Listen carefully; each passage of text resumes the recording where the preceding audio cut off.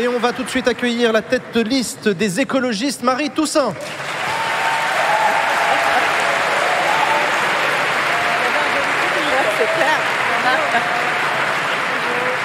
Bon, bah, ça se vaut l'applaudimètre, en fait. Hein, non, donc Marie Toussaint, bonsoir. Vous avez 36 ans. Comme Léon Desfontaines, en fait, beaucoup de Français vous découvrent, en tout cas vous découvrent davantage à l'occasion de cette campagne.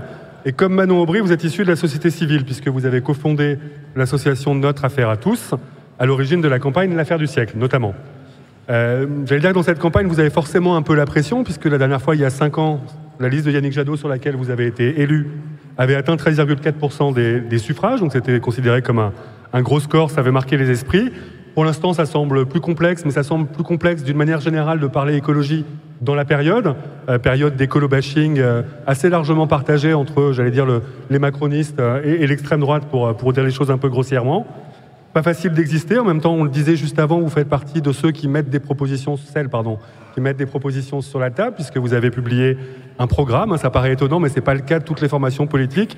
Il y a même pas mal de formations politiques qui n'ont pas déposé encore leur liste, présenté leur liste. Pas de candidats, voilà, c'est même pas déposé, il n'y a pas de candidats. Vraiment s'accélérer dans le mois qui vient. Donc ce soir, on espère en savoir plus d'un côté sur vos propositions, évidemment, et aussi, on ne va pas l'occulter, sur les difficultés à faire entendre la voix écolo dans cette campagne. Il ne vous aura pas échappé, Marie Toussaint, que ces derniers jours, ça se mobilise de plus en plus dans les facs, dans les quartiers. Des jeunes se descendent dans la rue et essayent de se mobiliser pour soutenir Gaza. Il se trouve qu'ils font face à une répression assez importante, une répression policière. Est-ce que vous craignez d'avoir un durcissement du mouvement? Un durcissement du mouvement? Oui. Du mouvement étudiant? Du mouvement étudiant, oui. Mais je ne crains pas le mouvement étudiant. Ok. Non, d'abord, bonsoir. Et vous avez raison.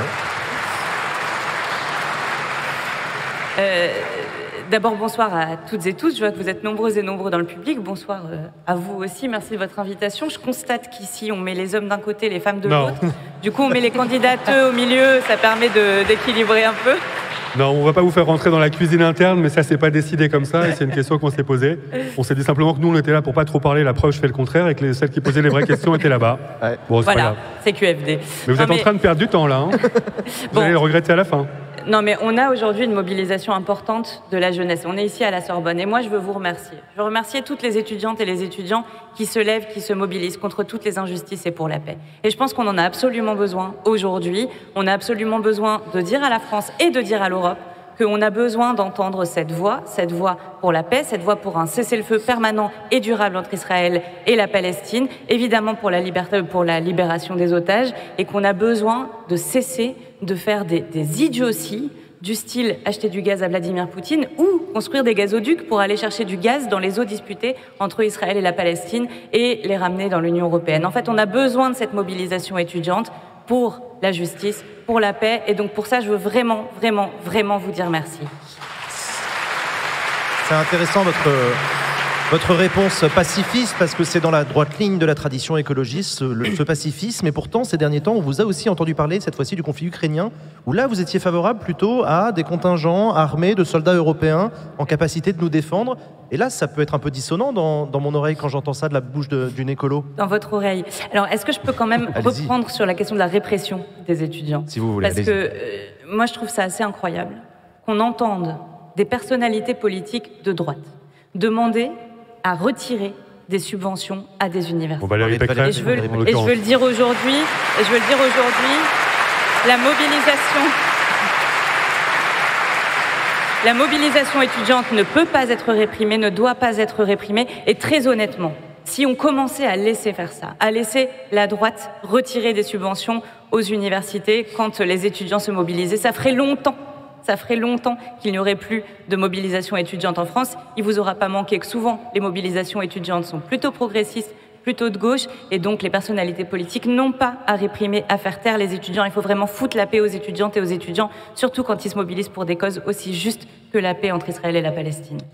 Alors, revenons sur ce quasi-vatanguérisme des écolos. C'est pas un vatanguérisme. Alors c'est quoi? Monsieur Massier, c'est pas un vatanguérisme, mais évidemment, quand on est dans la situation dans laquelle on est aujourd'hui, c'est-à-dire avec une menace de Vladimir Poutine une guerre, une sale guerre qui mène à l'Ukraine, et des volontés expansionnistes et impérialistes immenses. On voit ce qui se passe en ce moment en Géorgie, on voit aussi toutes les ingérences étrangères sur notre démocratie. Il faut comprendre qu'il ne faut pas seulement soutenir l'Ukraine et l'intégrité du territoire et du peuple ukrainien, mais que c'est aussi nos valeurs, notre démocratie, le projet européen lui-même qu'il faut que nous défendions. Et qu'est-ce qui s'est passé ? Eh bien, depuis des années, alors que nous, les écologistes, nous plaidions pour une Europe de la diplomatie, pour une Europe de la défense, et oui, pour cette armée commune au niveau européen, eh bien l'Europe, finalement, s'est placée dans une forme d'impuissance chronique. Pas seulement sur la défense, mais je viens de parler des importations de gaz. En fait, on a créé des dépendances toxiques énormes. Et vous voyez, le libre-échange, pendant longtemps, on nous a dit « mais le commerce va garantir la paix ». Et en fait, qu'est-ce qui s'est passé en février 2022 ? Eh bien, on s'est retrouvés coincés, incapables de vraiment tenir tête à Vladimir Poutine, parce qu'on s'était mis entre ses mains pour nos importations de gaz, pour nos importations d'engrais, pour nos importations d'uranium. Et ça doit cesser. Et donc le va-t-en-guérisme, moi je l'entends dans les mots du président de la République. Quand il dit « mais oui, on va envoyer des troupes au sol », et que dans le même temps, la France est l'un des pays qui importe le plus de GNL russe.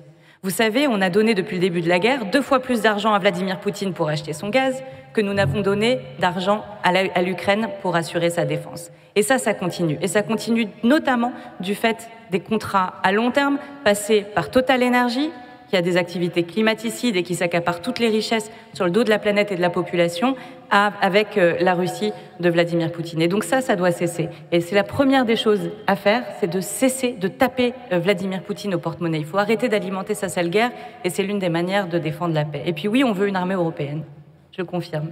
Et je suis très inquiète aujourd'hui, vous savez, d'entendre et de voir, d'observer cette course à l'armement mondial sans avoir comme perspective derrière la paix et le désarmement au niveau international. Et on est passé de 2017, où le collectif qui plaide pour le désarmement nucléaire au niveau mondial reçoit le prix Nobel de la paix, à 2024, où en fait plus personne ne parle de désarmement et on est juste dans la course à l'armement, alors qu'on sait très bien que quand des régimes comme celui de Vladimir Poutine, celui d'Ilham Aliyev en Azerbaïdjan, le régime des Mollahs en Iran, eh bien ont des armes, c'est pas pour les laisser de côté, c'est pour les utiliser, et qu'on a tout à gagner à travailler aussi à cette diplomatie commune, à cette vision européenne commune qui a pour objectif en fait, de rétablir la paix dans le monde.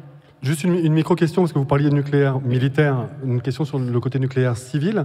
On a le sentiment que dans la bataille un peu idéologique qui se joue depuis des années autour de ces questions-là, c'est un peu moins en avant dans le discours écolo, ou en tout cas dans l'idée de décarboner les économies parce qu'il y a un enjeu industriel assez fort.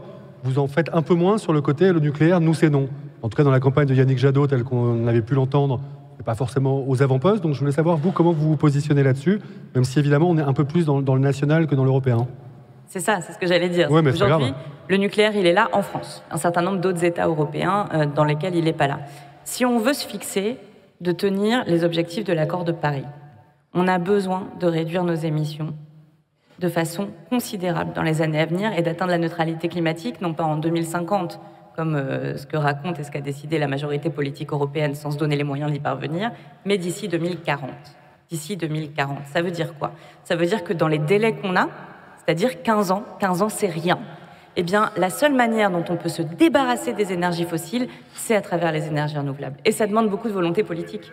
Vous savez que la France est extrêmement en retard, que le gouvernement français est même qu'on est le dernier pays à tenir nos objectifs de renouvelables, qu'il faut absolument y aller, et qu'aujourd'hui, Emmanuel Macron, il a d'un côté abandonné le plan Écophyto, de l'autre, il reporte sans arrêt toutes les lois sur la transition énergétique, et au niveau européen, les conservateurs, les libéraux, les socialistes remettent en place l'austérité qui nous empêchera de dégager tous les moyens dont nous avons besoin pour tenir nos objectifs climatiques et pour protéger la planète. Et quand je dis tenir nos objectifs climatiques, je ne parle pas des objectifs fixés par les scientifiques, mais bien de ceux qu'a adopté l'Union européenne. Vous ne répondez pas exactement, parce que ça c'est un discours écolo classique, j'allais dire il faut booster les énergies renouvelables, je ne tombe pas complètement de ma chaise. Vous voulez pas que je sois une écolo classique ? C'est pas ça, c'est simplement que en vous observant, en vous écoutant, on a quand même le sentiment de dire, dans ce mix énergétique, comme on l'appelle, la place du nucléaire est un peu moins pointée du doigt par les écolos. Est-ce que c'est une déformation dans le regard, ou est-ce qu'effectivement vous dites, vu l'urgence, on est prêt à faire cette concession-là, même si elle n'est que transitoire? Non, mais c'est pas une déformation. Vous savez, nous, on n'a jamais dit qu'il fallait sortir du nucléaire du jour au lendemain. Non, mais vous le disiez un peu plus vite que les autres, en tout cas. Là, ce que je vous dis... C'est pas un reproche, c'est une question. Hein. Là, ce que je vous dis, c'est qu'on n'a pas le temps de redéployer du nouveau nucléaire. Voilà, tout simplement, on n'a pas le temps.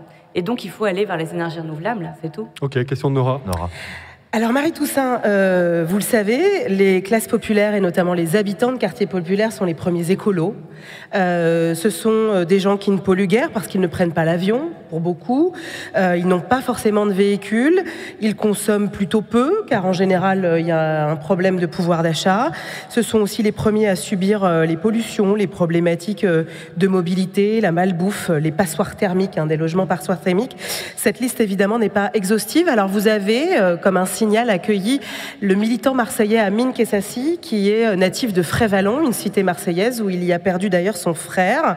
Là-dedans, hormis le droit de veto social, qu'avez-vous à dire véritablement à ces classes populaires dans ce pays qui attendent des mesures concrètes? On vous a vu, et vous en avez parlé, faire des happenings devant Total. Mais où est l'écologie populaire dans votre programme? Qu'avez-vous à leur dire à ces premiers écolos qui parfois s'ignorent? Merci beaucoup pour cette question. C'est vrai que Amine Kessassi, je suis ravie de l'avoir accueilli sur cette liste. C'est très honoré qu'il nous ait rejoints. Mais c'est pas suffisant pour parler aux classes populaires.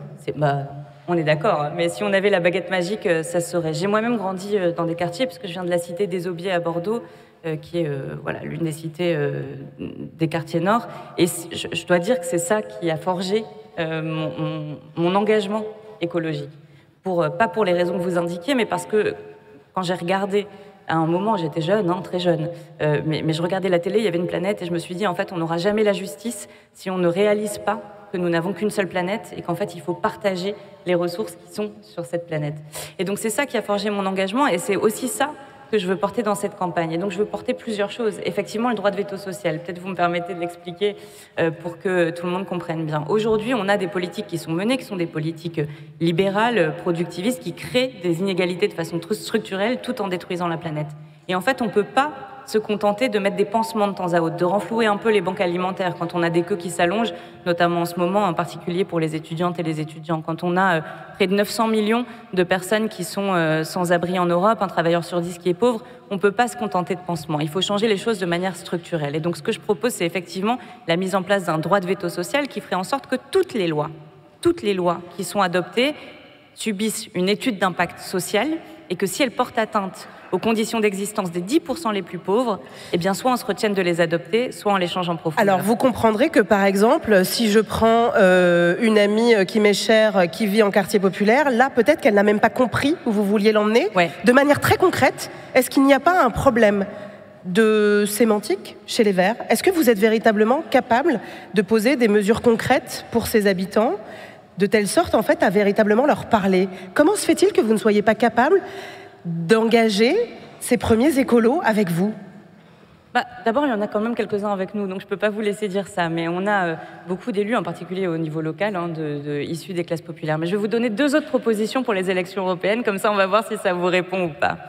La première, c'est de dire qu'en fait, aujourd'hui, on a besoin de garantir à toutes les populations de vivre dans la dignité. Et donc ça veut dire quoi? Je vous ai parlé de logement, on aurait pu parler, je vous ai parlé d'alimentation aussi, je vous ai parlé d'énergie. Nous, ce qu'on veut, ce pourquoi on se bat, on le fait dans nos mairies, on le fait à l'Assemblée nationale, au Sénat, on le fait au Parlement européen. C'est pour mettre en place un minimum de dignité pour chacun. C'est-à-dire que vous avez des premiers litres d'eau gratuits, vous avez les premiers kilowattheures d'énergie gratuits, vous avez une sécurité sociale de l'alimentation pour avoir de l'alimentation bio, parce que tout le monde doit avoir droit au bio. Pas seulement les plus riches, mais tout le monde doit avoir le droit au bio. Et puis, le droit à un logement sain.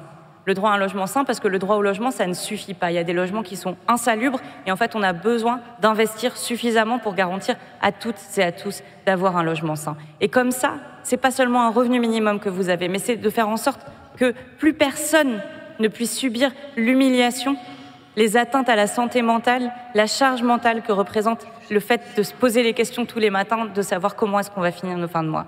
Puis on a une deuxième proposition. Une deuxième proposition, je vous disais, nous les écolos, on veut que le bio, le sain, soit accessible à toutes et tous.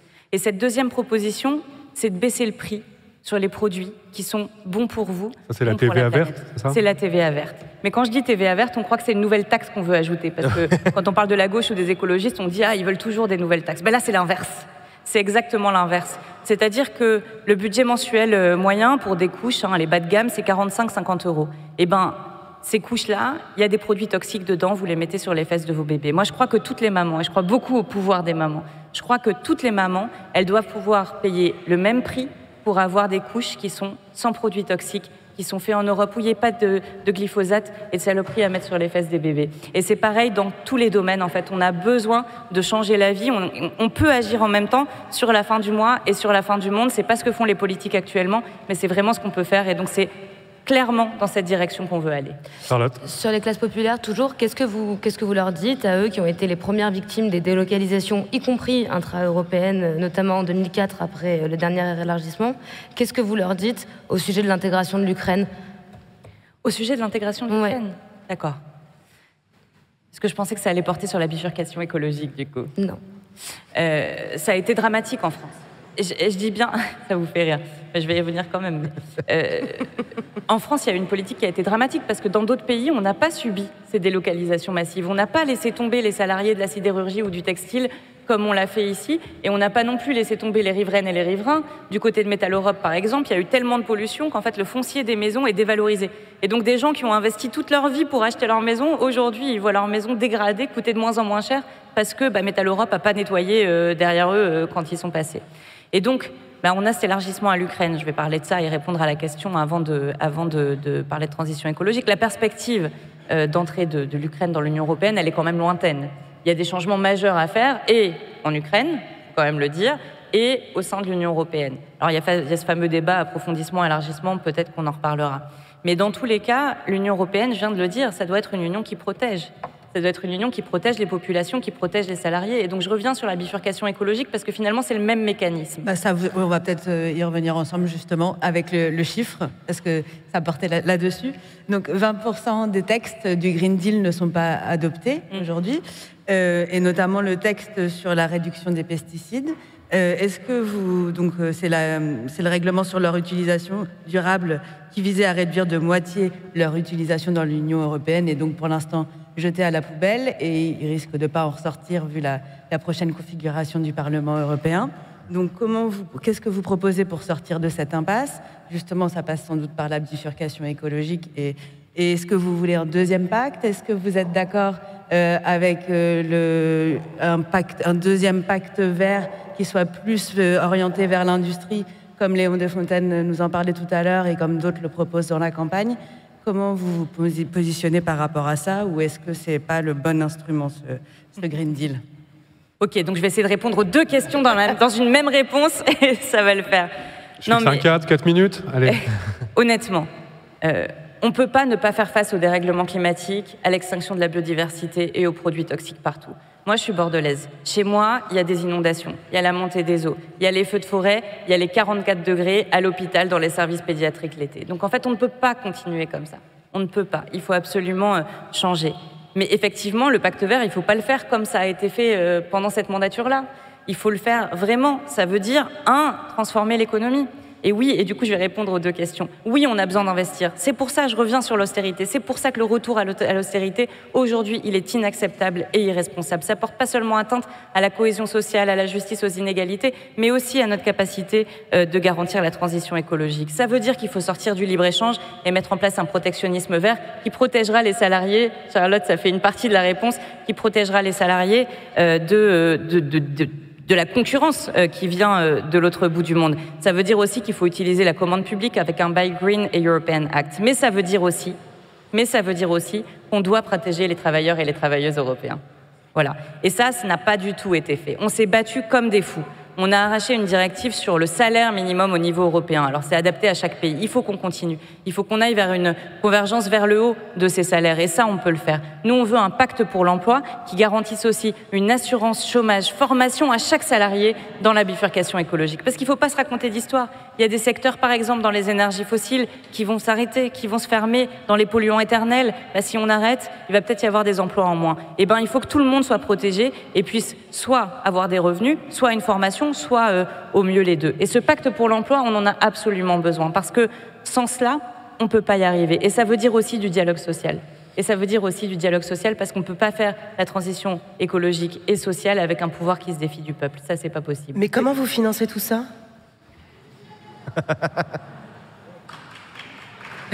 C'est la question qui applaudit. Les besoins, ils sont colossaux. juste pour la décarbonation de l'économie, sans parler de relocalisation, sans parler de sortir des produits toxiques, sans parler de dépolluer les sols, l'air et l'eau, etc., dont les plus précaires sont les premières victimes. C'est 260 milliards d'euros d'argent public supplémentaire par an jusqu'en 2050. C'est colossal. Et donc, effectivement, l'argent, il faut le trouver. C'est pour ça que je dis qu'il faut se défaire du pacte de stabilité budgétaire. Ce n'est pas possible. On ne peut pas investir. Et ceux qui vous racontent qu'on va faire de la protection de l'environnement tout en faisant de l'austérité, ils vous mentent. Ils vous mentent, ce sont des menteurs. Ils ont fait le choix du maintien du système économique actuel contre la bifurcation juste de notre économie. Mais il va falloir aller chercher d'autres manières de financer.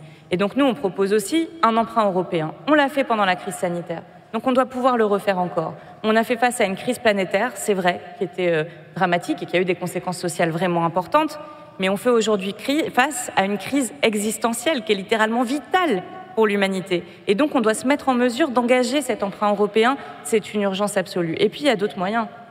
Il y a d'autres moyens. Un ISF climatique qui pèse sur les 0,5% les plus riches, parce qu'on ne va pas demander aux personnes qui prennent une Twingo pour aller bosser de venir financer, de payer les pots cassés d'un modèle qui a été développé par les grandes entreprises pétro-gazières. Et donc, un ISF climatique sur ceux qui prennent des jets, des yachts, etc., eh bien ça peut rapporter plus de 200 milliards d'euros par an. On a fait tous les calculs. Plus de 200 milliards d'euros par an. C'est quasi suffisant pour couvrir les investissements dans la transition écologique. Évidemment, taxer les super-profits. Et là, on passe du côté des taxes supplémentaires que les écologistes veulent. Mais en fait, on a besoin d'une fiscalité juste. On a besoin d'une fiscalité juste, on a aussi besoin de réduire les écarts de salaire. Voilà, cet enjeu-là, il est impératif pour nous. L'écologie est dans la justice, comme la justice est dans l'écologie. J'ai une question pour vous. L'Europe, c'est dans le nom de votre parti politique, mais l'Europe apparaît très souvent loin des Européens, qui s'en sentent très très détachés. Ils voient ça comme une bande de costumes-cravates. Et c'est dommage, peut-être. Mais comment est-ce qu'on pourrait introduire plus de démocratie dans les processus européens ? Il y a plusieurs réponses à ça, mais je veux d'abord dire que l'Europe... Non, je ne vous presse pas par plaisir, mais c'est qu'on a un cadre qui est le même pour tout le monde. Mais l'Europe ne vous occupez pas d'elle, elle va venir s'occuper de vous, parce que l'Europe, elle décide de ce qu'il y a dans votre assiette, de vos factures d'électricité, est-ce que vous avez le droit d'un logement ou pas, aujourd'hui ou pas, parce qu'elle n'investit pas suffisamment dans le logement. Et donc l'Europe, c'est tout ça. Donc il faut absolument s'en occuper. Mais je vais quand même dire 3 choses rapidement. La première, c'est qu'on a besoin d'une grande loi de séparation des lobbies et des institutions. Et je pense que vous avez entendu parler de tous ces milliards et de tous ces lobbyistes partout au Parlement européen, à la Commission européenne, mais il n'y a pas que ça. En fait, dans la réalité, que ce soit sur notre politique gazière, sur la gestion des pesticides dont on parlait tout à l'heure, sur l'alimentation, à chaque fois, ce sont les lobbies qui font les analyses scientifiques qui permettent à l'Union européenne de prendre des décisions. Ça doit cesser. On a besoin de séparer les lobbies et les institutions. C'est comme ça qu'on donnera de la place aux citoyennes et aux citoyens. Vous savez, il y a Amin Kessassi sur la liste que je conduis, mais il y a aussi Priscilla Ludowski. Priscilla Ludowski qui a été l'initiatrice du mouvement des Gilets jaunes. Et parmi la revendication du mouvement des Gilets jaunes, il y avait la justice climatique. Le fait de dire c'est aux pollueurs, et c'est pas à vous, c'est pas de votre faute à vous en fait, s'il y a un dérèglement climatique, c'est aux gros pollueurs et c'est à eux de devoir agir. Eh bien, elle demandait aussi, et les Gilets jaunes demandaient aussi, un approfondissement de la démocratie, de rendre le pouvoir au peuple. Et ça passe par des référendums d'initiative citoyenne au niveau européen. Ça doit pouvoir fonctionner. Les citoyennes et les citoyens doivent pouvoir formuler des propositions qui seront ensuite soumises au vote. Et en plus, ça a le mérite de construire un peuple européen. Et puis on a besoin d'une assemblée constituante.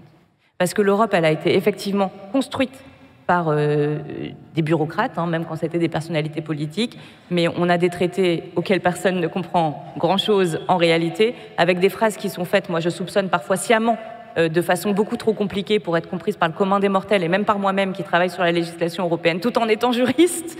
Et donc en fait ça doit changer. Il faut rendre le pouvoir au peuple. Encore une fois, on a besoin d'une assemblée constituante. Bon, c'est un bon mot de conclusion, rendre le pouvoir au peuple.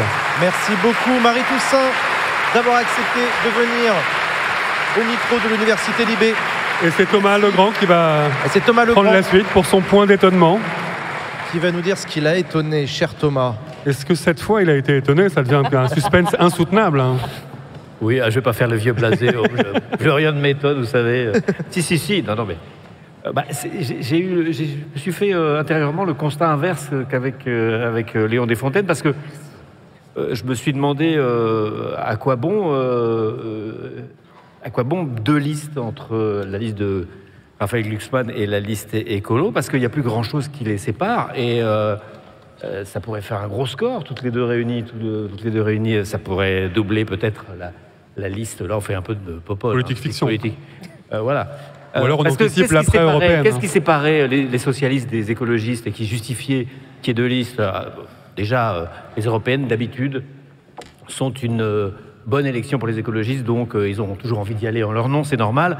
La dernière fois, ils ont fait un bon score aussi parce qu'il y avait les marches du climat, le contexte est différent. Qu'est-ce qui séparait les socialistes des écologistes? D'habitude, c'était le nucléaire, par exemple, le fait que les écologistes voulaient sortir très rapidement, un peu plus rapidement que ce qu'elle nous a dit, du nucléaire. Là, il ne s'agit plus d'en sortir particulièrement, il s'agit de ne plus investir. Plus développé, ouais. Mais bon, quand on ne veut pas sortir du nucléaire, il faut investir. Donc c'est compliqué.